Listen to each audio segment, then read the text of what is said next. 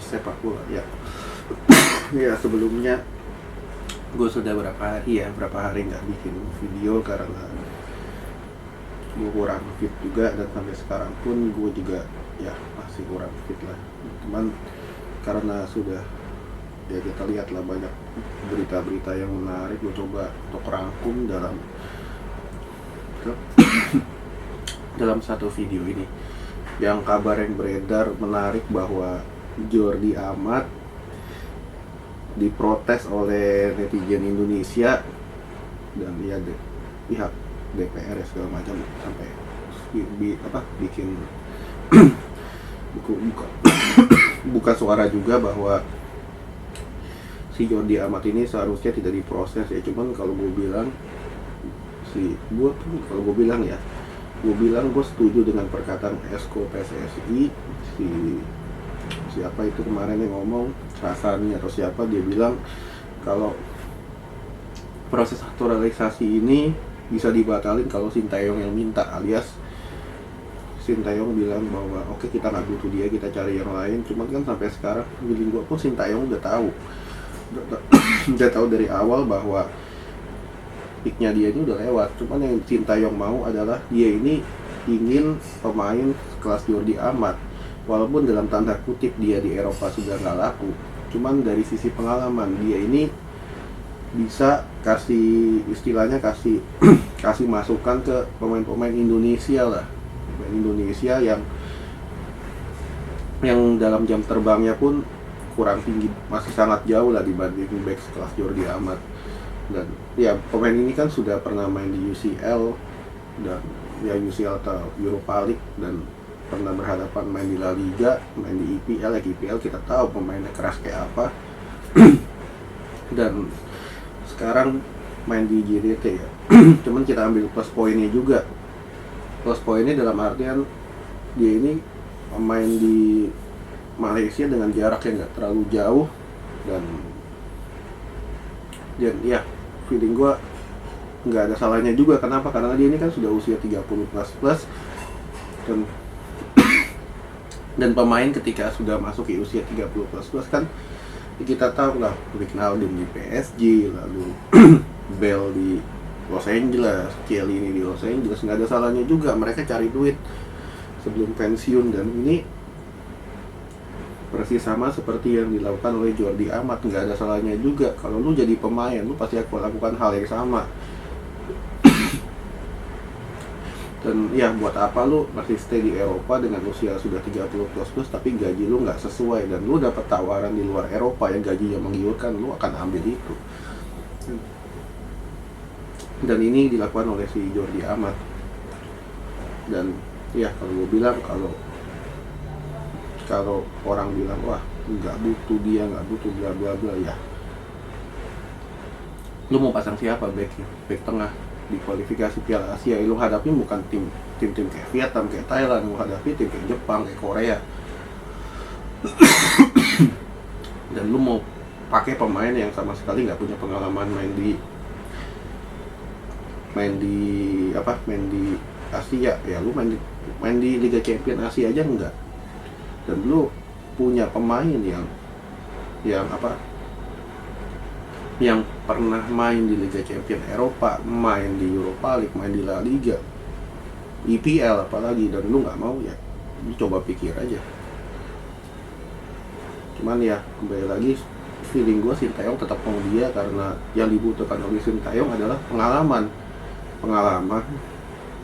buat memoles back muda kayak Elkan Bagot ini. Kan kalau gue bilang perlu dipoles lagi, toh dia masih muda dan karirnya juga masih panjang, dan dia perlu sosok senior yang coba kasih masukan.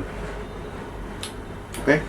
Lalu ada Lukaku resmi ke Inter sebagai pinjaman, sudah resmi ya. Lukaku ke Inter bukan kejutan juga, karena dia juga gagal di IPL. Kembali ke Italia, masukan bagus untuk Inter, karena Inter tahun lalu nggak punya daya gedor selain Lautaro. Ya dapat Lukaku, seharusnya Inter lebih bagus lah. MU dengan Frankie De Jong menemui titik terang setelah Erik ten Hag benar-benar mau dia. MU naikin tawaran sekitar 75. Kemarin tawaran 65 ditolak, masukin lagi 75, dan beberapa hari ke depan Frankie De Jong akan coba ngomong dengan pihak United. Feeling gue ini tinggal masalah gaji doang. Karena Barca juga butuh dana untuk datangin Lewandowski. Jadi gue De Jong bisa ke MU. Tergantung nego gaji lah. Ada 2 pemain juga, satu lagi dari Twente ya, dari Liga Belanda. Lalu Rapinya ke Chelsea, akhirnya Chelsea beli pemain Rafinha yang awalnya dijagokan ke Barca atau ke Arsenal, ujung-ujungnya diambil Chelsea. Karena Chelsea, sekali lagi gue bilang, Tuchel ini butuh pemain yang cepat dan adaptasi dengan sistem, dan Rafinha feeling gue bisa, karena walaupun skill dia tidak sebagus itu, cuman dia ini kalau bermain sebagai as a team dia ini bisa banget. Dan ya, pemain kayak Havertz ini kan juga perlu disuplai, dan suplai dari Rafinha pun seharusnya lebih bagus dengan servis-servisnya dia. Lalu Werner ngajuin transfer ke Chelsea, dia mau pindah di musim panas seperti ini. Jadi gue nggak banyak yang mau juga karena harganya masih mahal ya, sekitar 50-60, dan ya lihat performanya kayak apa kan. Lalu Newcastle akhirnya menggebrak dalam tanda kutip, datangin 2 pemain level menengah, Sven Botman dari Lille dan Nick Pope dari Burnley. Ya, Newcastle akhirnya sedikit menggebrak, keluar dana 47 juta pound, dan ya itu 47 juta pound bagi Pangeran Arab Saudi itu nggak ada apa-apanya lah. Cuman kembali lagi seperti yang gue bilang, Newcastle ini perlu pelan-pelan dalam membangun skuadnya lah. Jadi dia nggak mau terlalu jor-joran kayak PSG atau City, dia lebih santai, coba masuk ke papan tengah dulu, dan yang dia rekrut pun juga sama. Pemain-pemain papan tengah, Botman, Nick Pope, pemain papan tengah lah. Oke. Lalu kita baca lagi siapa ya, kita baca lagi ya, Gapsus ke Arsenal yang berita minggu lalu. Lalu siapa lagi ya, Frank Casey terancam batal bergabung dengan Barcelona. Ya, karena feeling gue ini lebih kepada masalah gaji ya, gaji di pihak Barca-nya yang nggak bisa daftarin dia karena karena marginnya Barca ini masih terlalu besar untuk gaji, dan feeling gua tergantung situasinya De Jong. Nah, posisinya De Jong dan Casey pun nggak jauh beda, dan Casey gajinya lebih murah. Frankie De Jong itu sekitar ya 19 juta setahun, Casey cuma 8 juta. Ya tergantung situasinya De Jong lah, feeling gue kalau De Jong pindah, Casey bisa didaftarin, dan Barca lagi coba usahakan itu dengan coba mendapatkan duit sebanyak-banyaknya dari De Jong untuk bisa gaya si Lewandowski. Oke? Ya. Lalu dari mana lagi? Milan gosipnya incar Marco Asensio. Ya. Asensio diperbutin oleh Liverpool dan Milan. Ya, Liverpool kehilangan Mane, butuh sosok pengganti. Asensio feeling gue cocok. Atau di Milan dia bisa jadi bintang karena dia bisa bermain nomor 10 atau main di sayap.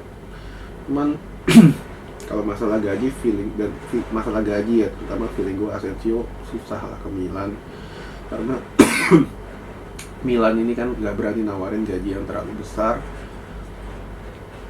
Kalau ke Liverpool pun sama 11-12, cuman dengan di Liverpool dia ini seharusnya dengan di Liverpool dia ini bisa dapetin gaji yang lebih bagus lah, IPL. Cuman Asensio ini kan nggak terbiasa bermain secara sistem, dan feeling gua ya di bawah Klopp harusnya dia nggak terlalu susah adaptasi lah, karena di Madrid kan juga permainannya lebih ke direct football, coba main cepat, harusnya nggak terlalu masalah. yang menarik, agen Ronaldo Jorge Mendes menawarkan Ronaldo ke Inter Milan. Ya feeling gue ini lebih kepada senggol doang ya, senggol dikit. Ya feeling gue Ronaldo nggak akan pindah untuk tahun ini karena dia masih punya sisa kontrak 1 tahun, gajinya juga gede di MU 20 juta pound setahun.